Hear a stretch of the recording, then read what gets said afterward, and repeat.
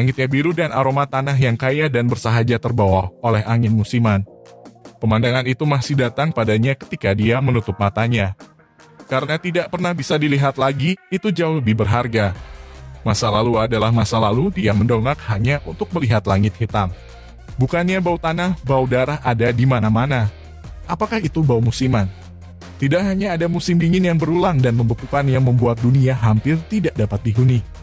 Nama Kim Sung In, nama lain pahlawan 2, jumlah mantra 97, nilai mantra 9. Sung In memikirkan catatan kemampuannya di benaknya, yang awalnya tidak banyak, tetapi sekarang menjadi komprehensif. Di antara status-status itu, dia memeriksa satu status spesifiknya. Tingkat kelelahan 88, aku tahu itu, gumamnya sambil memeriksa tingkat kelelahannya di bagian bawah. Itulah mengapa tubuhku terasa sangat berat. Tingkat kelelahan menunjukkan representasi numerik dari kondisi kebugarannya saat ini. Dengan 0 berarti kondisi fisiologis terbaik dan 100 berarti sebaliknya. 88 cukup tinggi. Pantas saja tubuhnya terasa seberat kapas yang basah kuyup. Orang normal bahkan tidak bisa menggerakkan tubuh mereka dalam keadaan seperti itu. Sung In menghela nafas saat dia melihat sekelilingnya. Yang bisa dia lihat hanyalah mayat monster, tumpukan mereka dari kejauhan. Itu adalah mahakaryanya. Buk-buk. Dia mendengar langkah kaki di kejauhan, dan satu set terdengar sangat familiar. Kalian sangat cepat, dia bersikap sarkastik. Mereka pasti telah memperhatikan pertarungan itu, tetapi mereka masih sangat terlambat. Dia menyadari itu adalah strategi mereka untuk menyingkirkannya sekali dan untuk selamanya. Itu berarti semua monster itu hanyalah umpan. Inilah akhirnya. Dia pikir ini akan menjadi yang terakhir, tapi itu tidak seburuk yang dia pikirkan. Alasannya sudah jelas. Tidak ada lagi alasan untuk melawan. Sekarang, Sung In berdiri dari tumpukan monster mati. Sudah waktunya untuk mati, pahlawan. Itu adalah nama lain dari Sung In. Gelar itu berasal dari kemampuannya, yang meningkatkan kerusakan fisik dan magisnya sebesar 20% dan mengurangi kerusakan yang akan dia terima. Namun itu bukan hanya nama lain untuk Sung In. Kekuatan mantra kelas 9, apakah ada kebangkitan ajaib seperti itu? Untuk pria sepertimu mungkin. Itu mungkin saja. Tidak, itu harus mungkin. Apakah menurutmu dia bisa memulihkan dunia kita? Dia sudah sering mendengar kata-kata seperti itu. Pada saat itu dia tidak tahu apa yang mereka maksud. Tidak, dia tahu apa artinya, tetapi tidak bisa mengerti. Mereka menuntut banyak hal darinya. Mereka berkata, Sung In, kamu adalah harapan kami. Kau tahu apa itu pahlawan? Orang yang bisa menyelamatkan dunia. Anda harus menganggap diri Anda seorang pahlawan. Kamu mengerti maksud Mama, kan? Itu adalah ibunya. Dia adalah anak yang baik, dan pada satu titik dia menganggap dirinya seorang pahlawan. Kamu adalah pahlawannya, tolong, selamatkan dunia ini. Pak Kim, kamu adalah satu-satunya sekarang, pahlawan.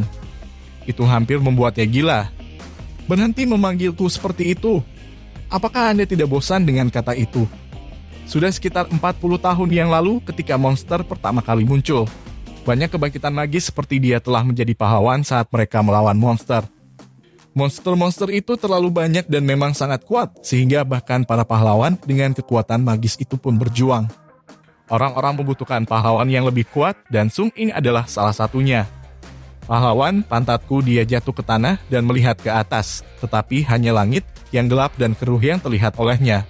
Pandangannya perlahan mulai kabur. Fafnir. Seorang pahlawan kuno, seekor naga yang dibunuh oleh Sigurd. Tapi Fafnir adalah nama panggilan untuk raksasa berkepala naga yang telah membunuh begitu banyak pahlawan manusia. Perang menjadi menguntungkan bagi monster.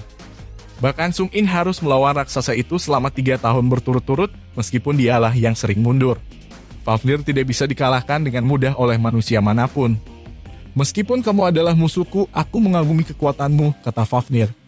Itu tidak terlalu mengejutkan.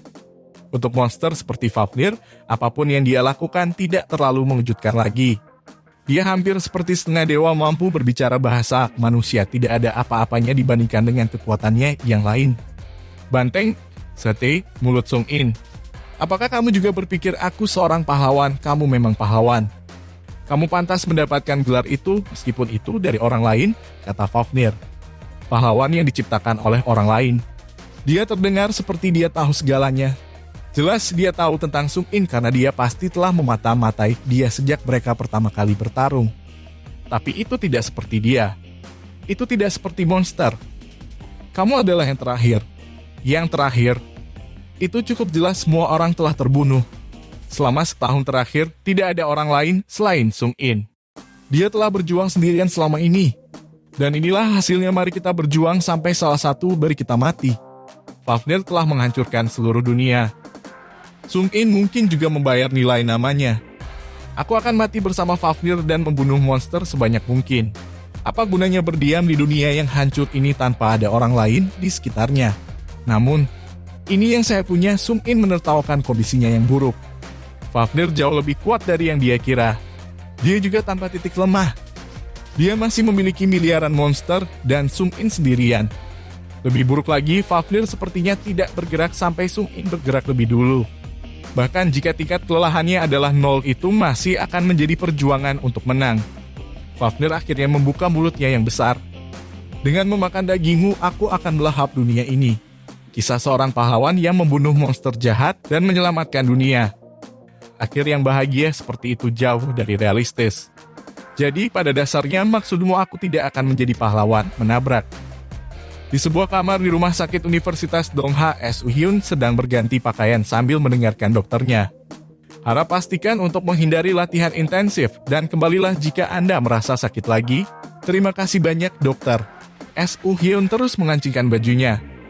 Selain S. Hyun, Shin S. Uyong, ibunya, mengucapkan terima kasih kepada dokter. Sementara mereka berbicara, S. Hyun melihat keluar jendela melihat pemandangan kota di bawah gedung rumah sakit dan langit biru di atasnya. Dengan sekawanan awan cumulus yang perlahan terbang di atas langit, seluruh dunia tampak tenang dan damai. Agak canggung setiap kali aku melihatnya, sudah sebulan sejak dia dirawat di rumah sakit. Selama 4 minggu pemulihan, dia melihat keluar jendela seperti ini setiap hari saat dia menikmati pemandangan yang damai. Pemandangan ini semuanya akan hilang pada tahun 2030, yang tersisa hanyalah gambar dan lukisan 2018. Setiap kali dia memeriksa smartphone-nya, dia dikejutkan oleh tahun dan tanggal. Kembali ke masa lalu dalam tubuh orang yang berbeda. Kematiannya dari pertempuran dengan Fafnir akan terjadi lebih dari 20 tahun kemudian. Sekarang hanya ada berita tentang monster dan penjara bawah tanah. Wabah dan invasi awal monster belum terjadi. Aku kembali ke masa lalu, namun tidak di tubuh Sung In, tapi S. Hyun. Dia mengeluarkan cermin tangan dari laci. Dia sedikit tersenyum. Kenapa dia tersenyum? Karena itu bukan wajahnya. Senyum S. Hyun terasa agak canggung. Tapi setelah sekitar 1 bulan dia mulai mengakuinya sebagai miliknya. Ibu tolong, haruskah kita pergi sekarang? Tanyanya berhenti untuk melihat senyum S. Hyun saat ibunya masih berbicara dengan dokter. Tunggu sebentar. Anda harus berterima kasih dengan benar kepada dokter sebelum Anda pergi. Aku sangat lapar untuk apapun selain makanan rumah sakit yang hambar. Kau ingin makan di luar? Aku sebenarnya harus segera kembali bekerja. Selama sebulan terakhir, dia telah belajar tentang kepribadian ibunya saat dia berbicara dengannya. Dalam hal itu, tidak Bu, saya ingin masakan Anda yang lezat, katanya menyiratkan bahwa makanannya adalah yang paling enak di seluruh dunia. Dan menjadi sangat manis terbayar. Baik, kalau begitu ayo cepat pulang, sampai jumpa dokter pindah ke pasien berikutnya. Saat mereka meninggalkan rumah sakit, Sung In mengintip Shin S. Uyong. Jadi ini ibu S. Hyun, tidak, sekarang dia adalah ibunya. Meskipun awalnya membingungkan, itu tidak sulit untuk diterima seiring berjalannya waktu. Dia sekarang cukup dekat dengan Shin S. Uyong. Dia sangat berbeda dari ibu kandungnya dalam segala hal. Dia begitu ceria sehingga membuatnya berpikir mungkin semua ibu seharusnya seperti dia. Aku tidak menginginkan apapun selain agar kamu tetap sehat. Membandingkan Shin S. Uyong yang hanya menginginkan kesehatan putranya, aku yakin kamu akan melakukan yang lebih baik dari ini. Untuk ibu sebelumnya yang ingin putranya menjadi yang terbaik dalam segala hal, mereka sangat berbeda. Dia merasakan perbedaan besar dan kecanggungan. Ibu sebelumnya terlalu dingin, terlalu ketat. Bukan hanya karena dia ingin dia menjadi pahlawan. Dari hanya 1 bulan ini dia merasa telah belajar lebih banyak tentang ibu barunya daripada ibu lamanya. Shin S. Uyong datang menemui putranya setiap hari untuk memeriksanya setelah bekerja. Dia tidak pernah lupa melakukannya meskipun dia lelah bekerja. S. Hyun menatap ibunya lagi dan mata mereka bertemu. Kenapa kau terus menatapku, S. Hyun? Tidak apa-apa Bu, dia dengan acuh tak acuh mengalihkan perhatian ke smartphone-nya. S. Hyun, aku merasa kamu telah berubah. Bagaimana? Kamu berbicara secara berbeda akhir-akhir ini. Lebih sopan kurasa. Benar, itu pasti mengapa dia tampak sedikit terkejut saat pertama kali aku berbicara dengannya di rumah sakit. Kamu seperti orang yang sama sekali berbeda, sehat. Dia bertanya-tanya apa yang harus dia katakan. Aku baru saja memutuskan untuk berubah. Mengubah. Ya, dia mengatakan apapun yang muncul di benaknya, tapi itu sebagian benar. Karena dia masih Suk-in bukan S.U.Hyun.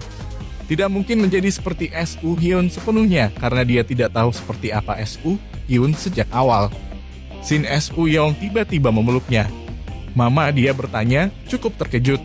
Apa yang sedang kamu lakukan? S.U.Hyun, dia melanjutkan, tidak peduli bagaimana kamu berubah, kamu tahu aku selalu mencintaimu. Baik, bagus. Hanya itu yang perlu kami ketahui selama Anda tidak melakukan hal buruk dan kami tetap dekat satu sama lain. Saya mengerti. Bagus. Kau satu-satunya yang aku pedulikan. Dia melepaskannya setelah dia mendengar jawabannya. Sebenarnya, Bu, saya harus pergi ke suatu tempat, kata S.U.Hyun sambil memeriksa teleponnya. Di mana kamu tidak 100% baik, aku akan segera kembali sebelum makan malam, kamu bisa kembali bekerja. Saat dia mengatakan ini, dia pergi. Kalau begitu jangan terlambat, Shin S.U.Young melambai padanya. Dengan suara Shin S.U.Young jauh di belakangnya, dia menggelengkan kepalanya ke samping. Itu selalu membuatku merinding, ia masih belum terbiasa dengan ekspresi kasih sayang ibu barunya, yang terkadang datang begitu tiba-tiba. Dia tidak yakin bagaimana harus bereaksi terhadapnya. Beberapa pria di tempat teduh memberi isyarat agar dia mendekat. Mereka berempat seumuran dengan S.U.Hyun. Apakah kalian orang yang selama ini saya cari? S.U.Hyun bertanya sambil memeriksa teleponnya. Apa yang kamu katakan? Kurasa aku benar, dia memeriksa pesan teks yang dia dapatkan dari seorang pria bernama Guan Jang-hyuk. Kudengar kau pernah dirawat di rumah sakit. Kapan kau kembali? Aku ingin melihatmu. Aku sedikit kekurangan uang akhir-akhir ini. Dapatkah kamu menolong? Apakah kamu mengabaikanku? Angkat telepon sialanmu. Kamu bilang kamu akan kembali hari ini. Aku di tempat terakhir kita bertemu. Datang segera, kalau tidak saya akan membuat Anda dirawat di rumah sakit kembali. Semua pesan teks itu sangat kejam. Mereka tampaknya tidak peduli jika dia menelepon polisi. Lagi pula itu bukan pertama kalinya. Dia bisa melihat bagaimana mereka menggertak S.U.Hyun. Dia telah belajar dari ibunya bahwa S.U.Hyun putus sekolah. Mungkin orang-orang itu adalah alasan utama untuk itu. Apakah kamu membawa uangku, jadi S.U.Hyun seharusnya membawa uang untuk mereka? Tentu, aku juga harus menyingkirkan semua sepertimu. Apa-apaan ini? Aku tidak percaya ini. Apakah kamu sudah gila? Salah satu orang yang paling dekat dengan S.U.Hyun mengayunkan tinjunya. Lalu tiba-tiba, ahaha, S.U.Hyun menyambar tinjunya dan memutarnya. Pria itu berteriak melihat pergelangan tangannya yang patah. Apa yang sementara yang lainnya lengah, S.U.Hyun sudah menyadari sekelilingnya.